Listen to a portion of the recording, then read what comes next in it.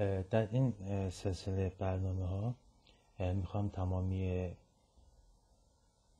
مثال هایی که در کتاب های مختلف طرح‌های آزمایشی در کشاورزی بحث شده رو در نرم افزار اکسل حل بکنیم و روش حل اونها رو بدونیم. اولین مثالی که حل میکنم اولین مثال کتاب طرح آزمایشات کشاورزی دکتر ولیزاده هست. مثال 3.1 که در مورد اثر گوگرد بر کاهش بیماری پوستی سیب زمینی هست. همونطور که اگه به کتاب دقت بکنیم 7 تیمار داریم که تیمار آ شاهد هست، تیمار ب 3D به ترتیب 336 کیلوگرم در هکتار، 673 و 1145 کیلوگرم در هکتار گوگرد به کار برده در بهار و همین مقدار هم در پاییز آزمایش کرده. اعداد در کتابمون هست. اعداد جدول کتاب رو من در برنامه اکسل نوشتم. بعد اومدیم جمع تیمارها، همطور که میبینید مثلا 106 رو دقت بکنید، جمع تیمارهای شاهد، جمع تیمار ب 3D، همه جمع ها رو من اینجا نوشتم. بعد میانگین تیمارها رو هم محاسبه کردیم به جهت استفاده در مقایسه میانگین که مقایسه میانگین LST و دانکن رو توضیح خواهم داد. همونطور که میبینیم تعداد تیمارهای ما 7 تا هست، تعداد تکرارهای ما 4 تا و تعداد کل که RT هست یعنی N ما 28 تا عدد خواهد بود. دقت بکنیم این آزمایش یا این طرح در قالب طرح کاملا تصادفی پیاده شده به همین خاطر با وجود اینکه ما میگیم 4 تا تکرار اما عملا تکرار محاسبه نخواهیم کرد.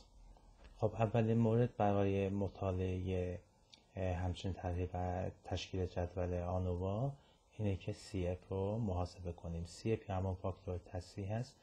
ببینید ما میگیم جمع کل به توان 2 یعنی 426 رو به توان 2 رسوندیم، تقسیم بر تعداد کل کردیم و به این ترتیب CF ما به دست اومده.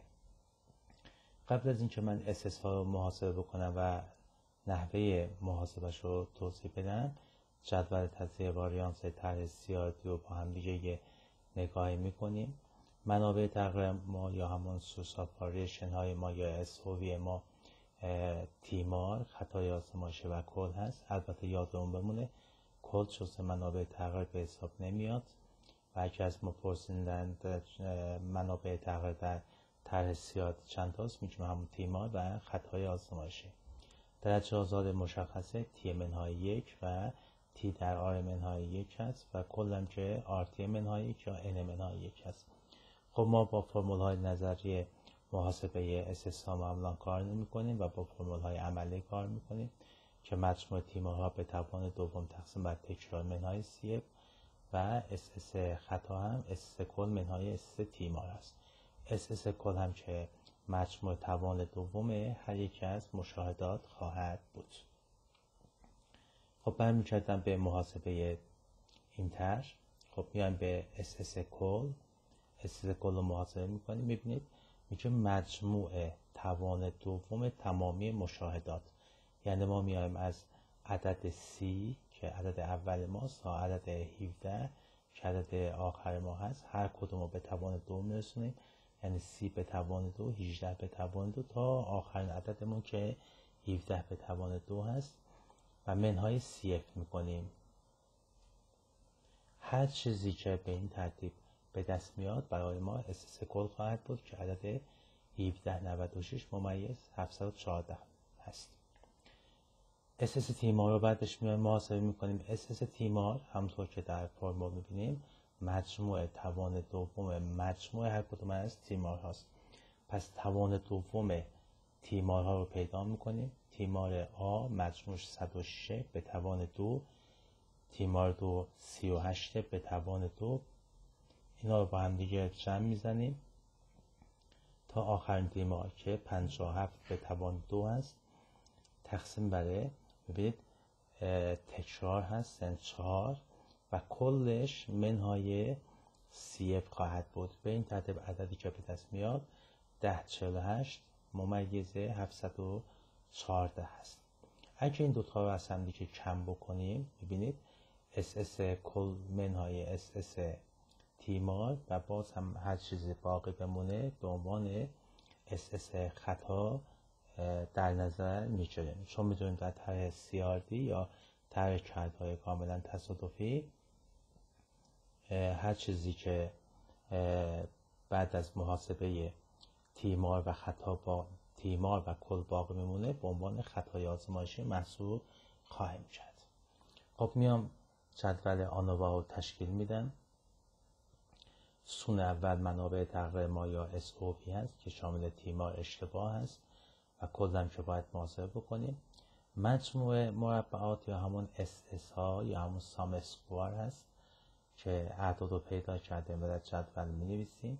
درجه آزادی ها همونطور که گفتم تیمار TMN های یک هست، 7 تا تیمار داریم میشه 6 تا،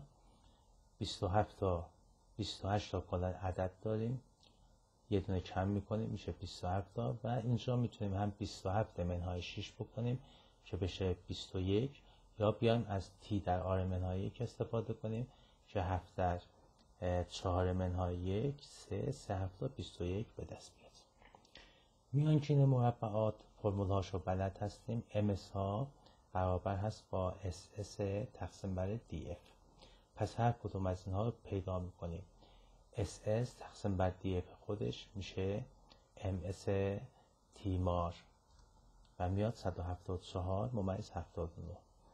MS خطا یا اشتباه هم برابر خواهد بود با 748 تقسیم بر 21 و جواب ما 35 ممیز 62 هست.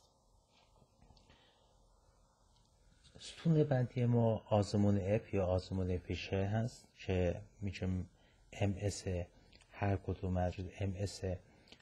از پارامترها که اینجا تیمار هست به اشتباه تقسیم بکنیم میشه F تست. پس 4 ممیز 91 چطوری به دست میاد؟ میگیم 174 ممیز 79 رو تقسیم میکنم به 35 ممیز 62 و عددی که به دست میاد عدد F خواهد بود که 4 ممیز 91 هست. خب این F محاسبه شده هست. این F محاسبه شده باید با F جدول در سطح احتمال 5% و 1% مقایسه بشه. اگه از F 5% بزرگتر باشه 1 ستاره بالای عدد زده میشه، بالای عدد F. اگه از F 1% هم بزرگتر باشه ستاره دوم هم بر روی عدد میزنیم. خب F 5% رو میریم از جدول محاسبه میکنیم. البته اینجا ما بر اساس خود اکسل در سطح احتمال 5% و درجه آزادی 6 و 21 درجه آزادی 6 و 21 به ترتیب درجه آزادی تیمار و خطا هست محاسبه کردیم و همینطور F 1%. اما در جداول که میدونید جداول در انتهای همه کتاب ها ما جداول F رو داریم. من به طور حالا مثال نحوه پیدا کردنش رو میگم. ببینید این جدول F هست که در انتهای همه کتاب ها هست. درجه آزادی صورت درجه آزادی تیمار هست، مثلا درجه آزادی 6 میبینید. درجه آزادی مخرج درجه آزادی خطا هست. هر عدد باشه میبینید حاصل برخورد این دوتا عدد اینجا میبینیم. یکی برای سطح احتمال 5%، یکی برای سطح احتمال 1% که این اعداد رو میتونیم به راحتی از جداولی که در انتهای کتابمون هست پیدا بکنیم.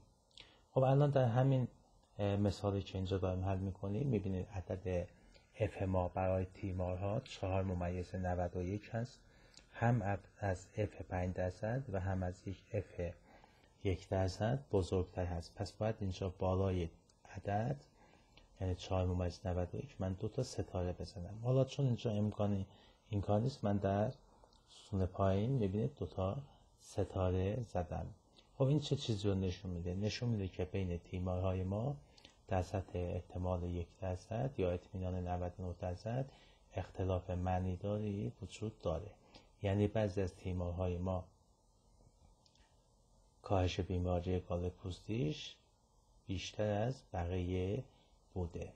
خب حالا چون هدف ما حل مسائل هست، من نمیخوام با استفاده از نرم افزار این کار انجام بدم، اما برای صحت کارمون اومدم از نرم افزار اکسل هم استفاده کردم. میبینیم محاسباتی که اکسل برام انجام داده همونها هست که البته ما از بعد این کار انجام نمیدیم.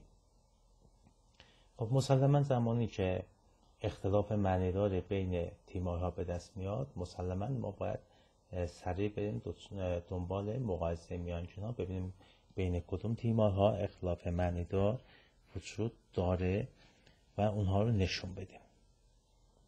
خب من اینجا از مقایسه میانگین LST استفاده کردم و مقایسه میانگین دانکن که این دوتا رو براتون توضیح میدم.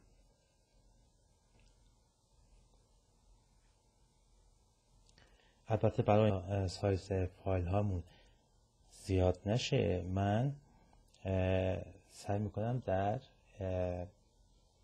بخش بعدی این کار رو انجام بدم.